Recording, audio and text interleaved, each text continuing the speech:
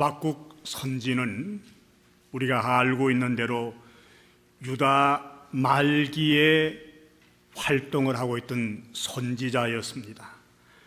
역사적으로 보면 18대 왕인 여호야김 왕 때 활동을 했다, 이렇게 우리가 알 수 있습니다. 그 당시 유다 나라는 정치적으로, 사회적으로, 종교적으로, 도덕적으로 타락했기 때문에 매우 혼탁한 이런 상황이었습니다. 이런 실정을 잘 알고 있는 하박국 선지는 하나님께 매달려 기도하면서 하나님, 우리 민족을 구원해 주십시오, 안타까운 심정으로 하나님께 기도하며 호소했습니다. 그런데 하나님께서는 갈대아 사람, 바벨론 사람들이지요, 이 느부갓네살이나 추종자를 세워서 유다 민족을 칠 계획을 가지고 계셨습니다. 하박국 선지의 눈으로는 도저히 이해가 안 되는 일이거든요. 그래서 이번에는 하나님께 항의를 하면서 악인들이 자기네들을 삼키려고 생각을 하고 있는데 하나님 어떻게 잠잠하고 계실 수가 있습니까? 이럴 수가 있습니까? 때를 쓰는 심정으로 하나님께 질문을 하게 됩니다. 하박국 선지의 질문에 하나님이 친히 대답을 해 주시거든요. 이런 가운데서도 의인들은 믿음으로 살게 될 것이라. 그 말씀을 들었던 하박국 선지가 하나님께 감사합니다. 오늘 우리가 짧은 말씀을 함께 봉독했었는데 이 짧은 말씀 속에서 감사절기에 주고 있는 깊은 메시지가 있기 때문에 이 말씀을 통해 우리 자신들을 돌아보며 은혜를 나누길 원합니다. 우리 사람들의 살아나가는 길에는 여러 가지 어려움들이 따라올 수 있다는 사실을 먼저 배워야 됩니다. 하박국 선지가 그 당시의 상황들을 17절에 있는 말씀을 통해서 열거하고 있지요. 17절 말씀 영상에 비춰드릴게요. 비록 무화과 나무가 무성하지 못하며 포도나무에 열매가 없으며 감람나무에 소출이 없으며 밭에 먹을 것이 없으며 우리의 양이 없으며 외양간에 소가 없을지라도. 우리 찬양팀이 아까 이 노래를 찬양으로 돌렸네요. 자, 이런 여건들은 그 당시 농경사회에서는 아주 힘든 역경입니다. 농사를 짓고 가축을 키우면서 살아가는 사람들에게 치명적인 여건 아닙니까? 1년 내내 땀을 흘리며 수고하면서 무화과 소출을 기다리고 있었고 포도 수확을 기다리고 있었고 감람나무 열매 소출을 기다리고 있었고 밀수확을 기다리고 지내던 사람들이었는데 거두어들일 것이 하나도 없이 빈손이 되고 말았다. 얼마나 낙심이 되겠습니까? 우선 가족들의 생계가 걱정이 되질 않겠습니까? 가족들을 봉양하고 먹여 살려야 할 텐데 1년 동안 땀 흘리고 수고했지만 빈손이 되고 말았다. 한숨도 나왔을는지 모릅니다. 또 가축을 치면서 살아가는 사람들에게 우리의 양이 한 마리도 없다. 또 외양간에 소가 한 마리도 없이 텅텅 비어있다고 생각을 해보세요. 얼마나 한심하겠습니까? 1년 내내 나름대로 땀 흘리고 수고를 했는데도 아무것도 없이 빈 털터리가 되고 말았다고 생각하면 낙심이 될 거예요. 그런데 우리가 살아나가는 길에도 이렇게 땀 흘리고 수고하고 애를 쓰고 몸부림을 쳤는데도 예기치 못한 불행들이 찾아올 때가 있다는 사실을 이 하박국 선지가 깨우쳐 주고 있거든요. 우리가 살고 있는 미국을 보세요. 미국은 세계에서 강대국이에요. 1등 국가이거든요. 어느 나라가 감히 미국을 건드리고 손을 댈 만한 나라가 있겠습니까? 함부로 얕잡아보지 못하는 이런 나라가 아닙니까? 그런데 2001년도 9월 11일 날 미국 경제의 심장부라고 말하는 뉴욕의 무역센터가 공격을 받아서 빌딩 2개가 무너졌습니다. TV를 통해서, 라디오를 통해서, 신문을 통해서 보아왔던 사실 아닙니까? 군사 중심의 핵심이라고 말하는 펜타곤도 기습을 받아서 그 사건으로 인해서 엘리트들, 앞길이 창창한 젊은 생명 3,000명을 잃었지 않습니까? 예상을 누가 했겠습니까? 전혀 예기치 못한 불행들이 미국에도 찾아왔거든요. 얼마 전 한 10일 전에는 그 동부 지역, 뉴저지, 뉴욕 이쪽 지역에 샌디라는 이 허리케인이 찾아와서 수많은 사람들이 피해를 당했던 사실을 잘 알고 있습니다. 지금 열 이틀이 지났는데 어제 CNN 뉴스 보니까 아직도 전기가 안 들어오는 가정이 28만 가구가 된다. 강대국이에요. 1등 국가라고 자랑하는 나라에 태풍이 불어간 지 12일이 지났는데 전기가 안 들어와서 지금 어둠 속에서 지내는 가족들이 28만 가구가 넘는다. 살림살이 하시는 분들 잘 알지 않습니까? 전기가 하루 이틀만 안 들어와도 얼마나 불편합니까? 냉장고에 물건을 집어넣을 수가 없어요. 깜깜해서 촛불 켜고 사는 게 얼마나 불편한지 잘 알지 않습니까? 그런데다가 이번에는 눈바람을 동반한 태풍이 또 지나갔다 그러더라고요. 전혀 예기치 못한 역경이 찾아온 것이거든요. 우리 개인에게도 예상치 못할 어려움이 찾아올 수 있다는 사실입니다. 지난 목요일 날 그 LA 총영사 관저에서 사랑의 쌀 나누기 운동을 위해서 만찬 모임을 가졌던 일이 있습니다. 이제 해마다 이맘때가 되면 총영사님이 LA 지역에 있는 기관장들 또 교회 지도자들을 모셔놓고 저녁 대접을 하면서 사랑의 쌀 나누는 이 사랑의 운동에 좀 협조해 주십시오 이렇게 부탁하는 모임입니다. 원래 이제 가든 파티로 야외에서 모임을 가지는데 그날은 야외 다 셋업을 테이블을 준비했는데 오후에 비가 왔어요. 그래서 관저 안에서 모임을 가졌거든요. 근데 그날 이제 작년에 쌀 100포를 받아가지고 다른 민족들에게 나누어 주던 그 테드 황 선교사님이란 분이 나와서 쌀을 나누어 준 간증의 말씀을 했습니다. 이분은 참 기구한 분인데 아버지는 중국 분이에요. 어머니는 또 일본 사람이에요. 자기는 태어나긴 또 한국에서 태어났어요. 그러니까 한국말도 잘하고 중국말 잘하고 일본말 잘하고 영어도 잘하고 자기는 아이덴티티가 지금 어딘지 잘 모르겠다. 이제 그분이 이제 다민족들을 상대해서 선교 활동을 하면서 사랑의 쌀 본부에서 나눠준 쌀을 이제 노인들에게 나누어 줍니다. 어머님이 지금 96인데 일본에 살아 계신데요. 그래서 어머님의 그 살아계신 모습을 생각하면 노인네들 참 잘 섬기는데 일본 사람들, 중국 사람들, 인도 사람들 이런 사람들을 찾아다니며 쌀을 한 포씩 나누어 주는데 쌀 한 포는 그 아무것도 아니에요. 시가로 따지면 10불도 안 되거든요. 이만한 가정에서는 보름이면 다 먹고 치웁니다. 근데 쌀 한 포를 받아 들고 그 노인들이 눈물을 걸성거리면서 외롭고 소외된 우리를 돌보아주는 코리안들이 있다는 사실에 너무너무 감사하다. 이제 그런 간증의 말씀을 나누더라고요. 쌀 자체가 문제가 아니라 뜨거운 그 사랑이 감동을 주고 있다. 그러면서 그분이 눈물을 걸성거리면서 이 말을 해도 될는지 모르겠다 그러면서 자기 집에 딸이 둘이 있는데 큰 따님은 결혼을 시켰대요.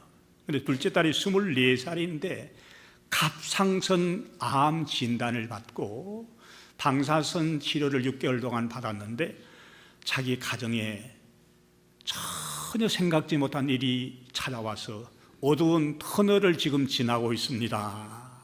그래서 제가 공개적으로 여러 사람들이 모인 앞에서 그 따님의 이름을 부르면서 기도 인도를 해 줬습니다. 선교사의 가정이에요. 24살이라 그러면 여러분들 자녀를 키우는 부모님들 알지만 아직도 어린 처녀 아닙니까? 이런 처녀의 앞길에 갑상선 암이라는 이런 어려운 치명적인 증상이 일어나리라고 누가 예측을 했습니까? 그 선교사님도 우리 가정에 이렇게 어려운 환난의 터널이 찾아올지는 전혀 몰랐다고 고백을 하면서 눈물을 글썽거리던 모습을 보고 왔습니다. 자, 우리 인생글에도 전혀 예기치 못한 일이 찾아올 때가 있지 않습니까?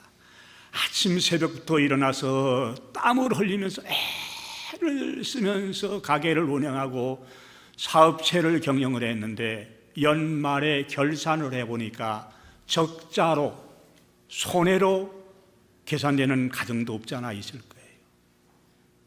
많은 교회 목사님들 모임은 우리 교회도 적자입니다. 우리 교회도 예산이 30% 줄었습니다. 저희 교회도 열심히 하느라고 애를 많이 쓰고 있어요. 장로님들도 우리 성도들이 힘을 쓰면서 애를 쓰는데 재정이 모자란다는 얘기를 듣고 있어요. 자, 경제적인 문제만 말하는 건 아닙니다. 직장을 잃은 분들도 계세요. 원치 않는 질병으로 신음한 분도 계시거든요. 가족끼리 갈등 문제로 인해서 이게 틀어지고 꼬여가지고 남에게는 말하지 못하면서 속을 끓이는 가정들도 있거든요. 이민생활하면서 특별히 신분 문제 때문에 힘들어하는 분들도 우리 주변에 많이 있어요. 자, 오늘 이런 상황 속에 있을 때 하박국 선지가 열거했던 그보다 더 어려운 역경에 처한 사람들도 없잖아 있을 텐데 이런 어려움들을 하박국 선지가 어떻게 대처해 나갔는지 오늘 감사의 달을 보내고 있는 우리들이 받아야 할 교훈의 한 포인트가 아니겠습니까? 하박국 선지가 열거하고 있는 모든 여건들은 분명히 역경입니다. 어려움이에요. 하나 시원하게 풀리는 문제가 있었습니까? 전부가 어려운 일들 아닙니까? 이런 가운데서 하박국 선지는 이런 말씀으로 문제를 풀어나갑니다. 하박국 선지가 하신 말씀을 들어보시겠습니까? 18절에 말씀 띄워드릴 테니까 한 목소리로 말씀 좀 읽어보십시다. 영상 보시면서 읽어봅니다. 시작. 나는 여호와로 말미암아 즐거워하며 나의 구원의 하나님으로 말미암아 기뻐하리로다. 자기들 앞에 놓여있는 여건들 보면 모두가 역경들이었습니다. 17절에 열거된 조건 중에 한 가지라도 괜찮은 조건이 있었습니까? 그런데도 여호와로 인해서 기뻐하고 즐거워한다. 이해가 잘 안 되는 말씀이지요. 감사의 달을 보내고 있는 저희들에게 주고 있는 메시지가 무엇라고 여러분들 받아들이시겠습니까? 성도들은 모든 것이 잘 되고 순탄할 때만 감사하라는 말씀은 아니에요. 어렵고 힘든 여건 가운데서도 여호와 때문에 즐거워하고 감사할 수 있어야 된다는 메시지가 우리들에게 전해주고 있지 않습니까? 바울 사도는 이런 상황을 너무 잘 알고 계시기 때문에 데살로니가 교회 성도들에게 편지를 보내면서 보험사에 감사하라. 보험사란 말은 모든 여건이란 말씀이에요. 순경이나 축복이나 형통이나 황해만 감사하는 것이 아니라 손해를 보더라도 실패를 당하더라도 적자가 찾아와도 배신을 당하더라도 역경 가운데서 감사하라는 말씀이 보험사에 감사하라는 말씀이거든요. 어려움 다음에는 반드시 하나님의 귀한 뜻이 있어요. 이 신앙생활하는 성도들이 이 부분들을 미싱하고 지나갈 때가 많은데 어려움에는 하나님의 뜻이 분명히 내포되어 있습니다. 오늘은 제가 이 교회에 부임해 온 지요 꼭 23년이 되는 날이에요. 제 개인에게는 의미가 있는 날입니다. 89년도 11월 11일 날 이 교회에 부임을 해왔거든요. 오늘이 11월 11일 맞나요? 네, 맞죠? 네, 그날입니다. 작년 11월 11일 날은 저 페사덴에 있는 그 로즈볼에서 11 기도회를 주관했던 게 생각이 나는 날입니다. 그런데 23년 동안 이 교회를 섬기면서 좋은 일만 있었던 건 아니에요. 좋은 일도 참 많았지만 어려운 일도 있었고 속상했던 일도 없지 않아 있었거든요. 정들었던 교인들이 교회를 떠나는 모습 바라볼 때 목사는 한없이 마음이 아파요. 그런 일도 보았고, 또 믿고 데리고 있던 부교역자가 오버타임 페이를 계산해 주지 않는다고 노동청에 고발한다고 편지를 보내고 변호사를 사고, 믿던 독에 뭡니까 발등시킨 일도 있고 그런 일도 있었거든요. 그런데도 저는 한 번도 낙심은 하질 않았습니다. 야, 내가 세 끼 밥 얻어먹지 못해서 이 짓 하고 있나, 그런 생각 한 번도 해본 일이 없고, 목회를 때려치우고 차라리 장사하는 게 낫겠다, 이런 마음 요만큼도 가져본 일이 없어요. 왜 그러냐면 배후에서 역사하시는 하나님이 살아계시기 때문이거든요. 여호와 때문이거든요. 좌절하거나 낙심했던 일이 없었다는 사실을 여러분들에게 오늘 고백의 말씀으로 드리는 겁니다. 사람이 살다 보면 살아있는 동안은 항상 문제가 따라오기 마련 아닙니까? 바다를 좋아하시는 분들 바다 잘 보시죠. 바다가요 항상 유리알같이 잔잔한 건 아닙니다. 항상 파도가 출렁이거든요. 파도가 출렁이에요. 만약 바다에 파도가 없다 그러면 그 물은 썩고 말아요. 피레미 새끼 한 마리 살지 못하는 여건이 되고 말거든요. 우리 인생 살아나가는데 파도가 있다는 것, 역경이 있다는 것, 고난이 있다는 것, 감사의 조건이 될 수가 있어요. 고난당하게 되면, 역경이 찾아오게 되면 아무래도 하나님께 좀 더 가까이 나가기를 원하지 않습니까? 겸손해지질 않습니까? 하나님께 기도할 만한 기회를 더 많이 가지질 않습니까? 그렇기 때문에 살면서 고난당하는 것이 하나님의 깊은 뜻이 있다는 사실을 이번 감사절기에 깨달아 하시면서, 나에게만 고난이 찾아오는 게 아니구나, 세상 살아나가는 사람 누구에게나 역경과 고난이 찾아오기에 마련이구나, 전혀 예기치 못했던 고난들이 선교사의 가정에, 목사의 가정에, 교회에도 찾아오게 마련이라 그러면 내가 당하는 것이 아무것도 아니구나, 이런 고난을 주신 하나님, 나로 하여금 하나님 앞에 바로 서라고, 바로 기도하라고, 바로 매달리라고 이런 어려움을 주시구나 받아들이면서 이해하기 힘들지만 여러분들의 자세를 바꾸어 나가시기를 예수님의 이름으로 부탁을 드린 것입니다. 하박국서를 읽어보면요, 하박국 선지는 하나님께 항의를 참 많이 했던 사람이에요. 때를 썼던 사람이거든요. 1장 2절 말씀 보면요, 자, 말씀 영상에 띄워졌죠. 여호와여, 내가 부르짖어도 주께서 듣지 아니하시니 어느 때까지리까? 내가 강포로 말미암아 외쳐도 주께서 구원하지 아니하시나이다. 하나님, 이 유대민족은 하나님이 택한 선민 아닙니까? 당신의 자녀가 아닙니까? 이런데도 나라가 썩어져가고 종교가 타락하고 사회가 혼탁해지는데 하나님 보고만 왜 계십니까? 언제까지 그냥 두시겠습니까? 이런 마음으로 지금 하나님께 항의를 하고 있거든요. 뿐만 아닙니다.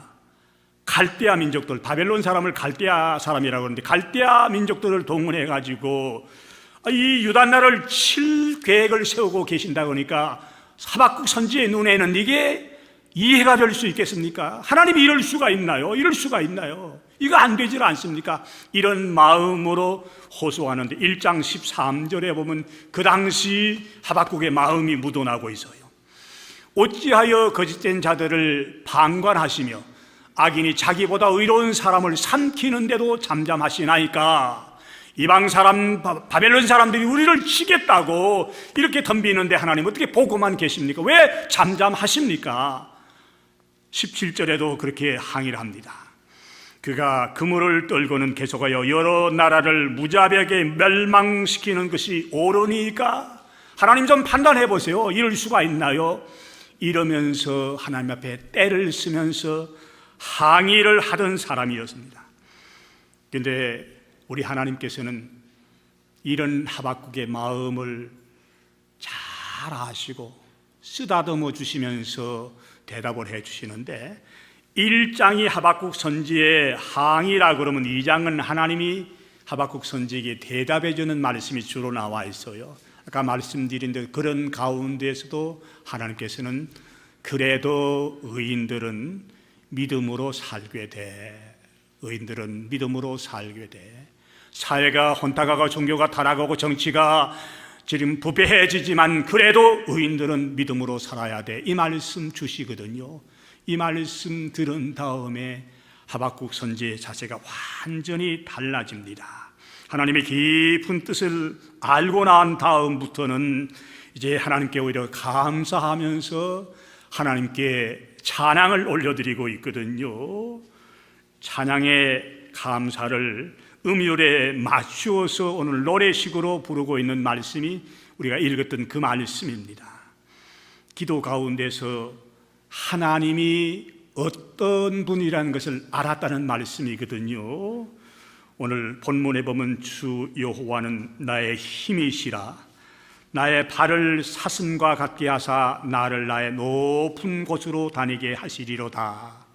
힘이 되시는 여호와의 도우심으로 인해서 대적들을 앞지르고 이스라엘 백성들이 대적하는 세력들을 물리치고 안전한 처소에 놓이게 될 것이라는 이런 소망의 노래를 하나님께 올려드리고 있는 것이거든요. 오늘 여러분들 앞에 어떤 예기치 못할 역경이 가로놓여 있습니까? 전혀 생각지도 못했던 어려움이 무엇입니까? 경제적인 문제입니까? 질병입니까? 대인관계입니까? 사업체를 운영하는 사람이 적자로 지금 마음 아파하고 계십니까? 이런 가운데에서 여호와 하나님이 어떤 분이라는 것을 바로 깨달아 알게 되면 우리 마음의 자세가 달라져서 항의하고 따지는 마음이 아니라, 불평하고 원망하는 마음이 아니라 감사할 수 있는 마음으로 변화될 수 있는 것이거든요. 리코드라는 잡지가 있는데 거기 잡지에 소개되고 있는 조이스 애킨스라는 한 여인의 간증을 좀 소개해드리고 싶네요. 이 애킨스라는 여인은 가족들이 5명입니다. 남편, 그 다음에 2살, 3살, 4살 되는 얼망졸망하는 아기들, 자기 5 식구가 살아가고 있었는데 가족들이 자동차를 타고 여행을 하다가 큰 교통사고를 당하게 됩니다. 남편은 그 자리에서 즉사하고 뒤에 타고 있던 얼망졸망한 2살, 3살, 4살짜리 아기는 멀쩡했어요. 그런데 애키스라는 그 여인도 그 사고로 인해서 머리만 살아있고 척추를 다쳐가지고 완전 마비가 되는 증상에 놓이게 됩니다. 제가 잘 아는 가까이 있는 어떤 권사님 한 분도 LA에서 되어진 일이에요. 교회에서 수련회를 올라간다고 가다가 교통사고를 당해서 그 권사님도 척추에 타격을 입어가지고 여기만 살아있어요. 엊그제 저한테 전화가 왔더라고요. 다른 문제로 전화를 하면서 목소리가 굉장히 맑아요. 그래서 아유, 권사님 날씨가 추워지는데 얼마나 고생해요. 그러니까 여기는 살아있기 때문에 굉장히 명랑하신 분입니다. 목사님 벌써 20년이에요. 얼마나 힘들겠습니까? 휠체어를 타고 다니는데. 그런데 머리는 맑고 깨끗하기 때문에, 순결한 분이기 때문에 힘들고 좌절하고 낙심하는 사람들을 찾아다니면서 상담을 해주고 있어요. 그러니까 걷지도 못하는 자기가 상담을 해주기 때문에 상담받는 사람이 얼마나 위로를 받는지 몰라. 어머, 저런 사람도 저렇게 밝게 살아가는데, 소망적으로 살아가는데 내가 이래서는 안 되지. 얼마나 효과가 있는 상담을 하는지 모릅니다. 지난 9월 달에 우리 강영우 박사님의 사모님이 저희 교회 와서 간증을 하고 왔죠. 서건옥 권사님하고 같이 9월 달에 LA에 있는 무슨 여성경제인 협회인가 거기로부터 장안 여인상을 같이 받아서 두 분이요. 지금도 밝게 살아가는 권사님이 있는데, 아까 그 애킨스라는 그 부인도 이렇게 마비가 되었는데 병원에 오랫동안 있는 동안 자기에게 그림 그리는 탤런트가 있다는 사실을 발견하게 됩니다.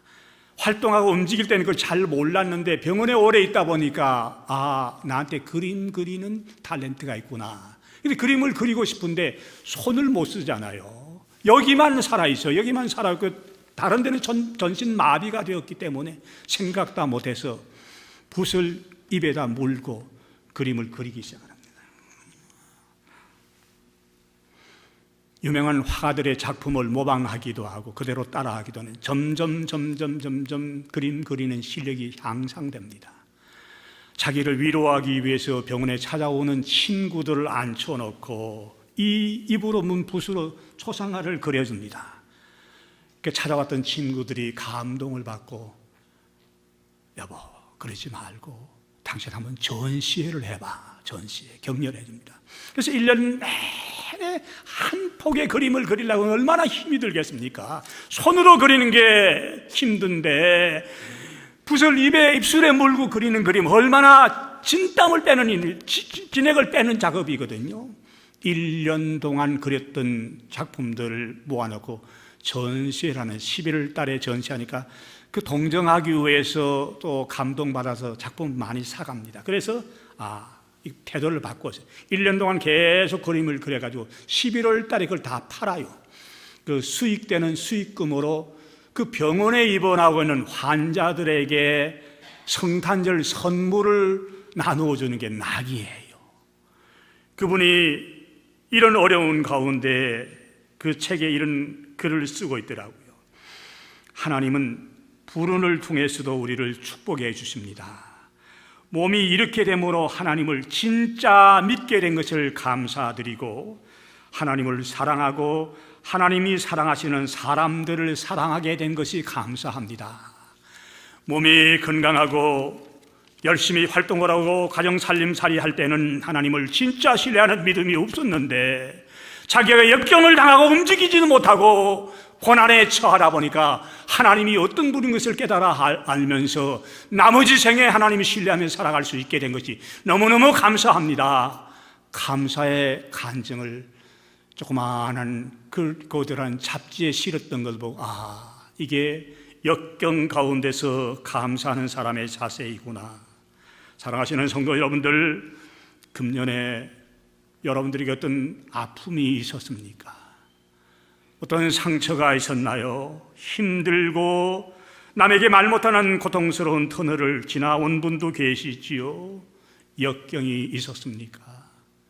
이런 가운데 계신 분들은 오늘 하박국 선지가 어려운 역경 가운데서도 여호와로 인해서 내가 기뻐하고 내가 즐거워하겠다고 감사하겠다고 웃는 것 가운데서도 기뻐하리라고 고백을 하고 있는데 이 고백의 한 부분이 우리의 삶에 적용이 되어서 내 삶에 구체적으로 적용이 되어서 역경 가운데서도 나도 감사하면서 살아야겠구나. 한숨만 쉬고 원망만 하고 불평하고 살 것이 아니라 이런 가운데서 감사하라고 권면하신 하박국 선지의 말씀이 나에게 주시는 말씀이구나 받아들이시고 여러분들의 자세를 바꾸어 나가시는 이 절기가 되기를 예수님의 이름으로 부탁을 드린 것입니다. 사랑하시는 아버지 하나님, 감사의 절기를 보내면서 말씀 들을 수 있는 기회를 주심을 감사합니다.